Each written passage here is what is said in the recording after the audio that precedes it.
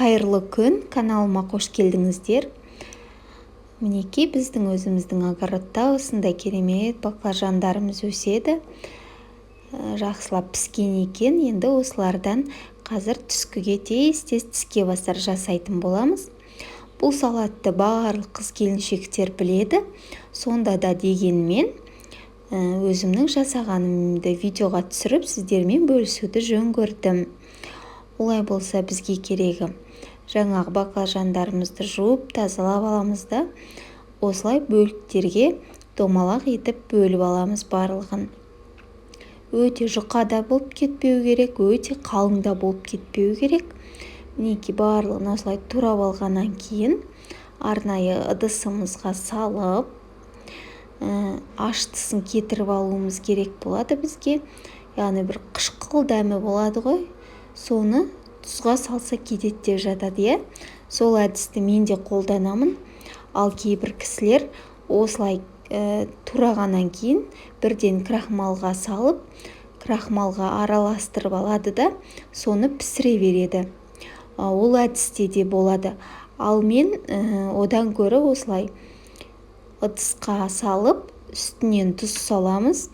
Бір ас қасық немесе бір шай қасық.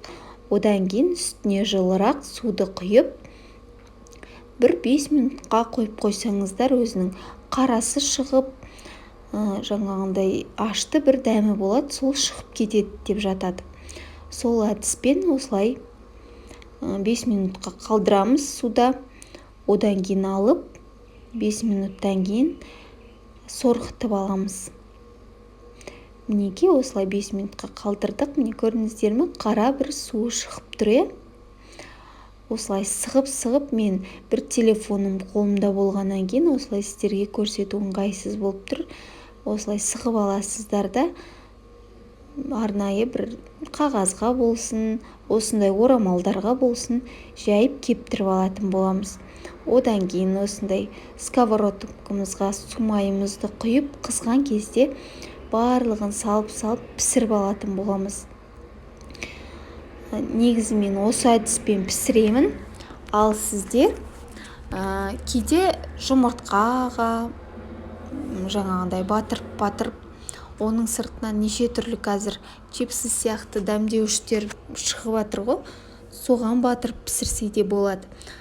Бірақ мен бірден өстіп өзін ғана пісіріп аламын. Барлығы пісіп шыққаннан кейін арнайы қағазымызды төсеп, майын сорғытып аламыз. Одан кейін осындай қызанағымызды да домалақ етіп біркелкі кетіп турап аламыз.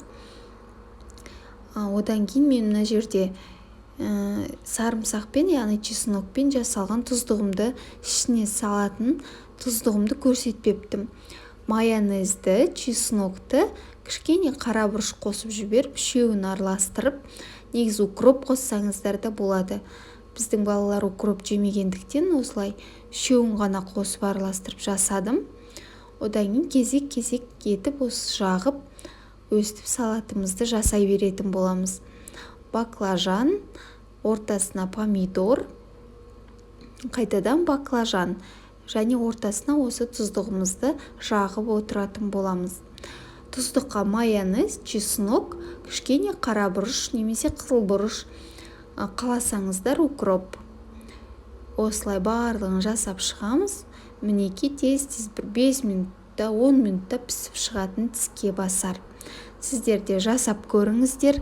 Өте дәмді, керемет болып шығады. Назарларыңызға рахмет.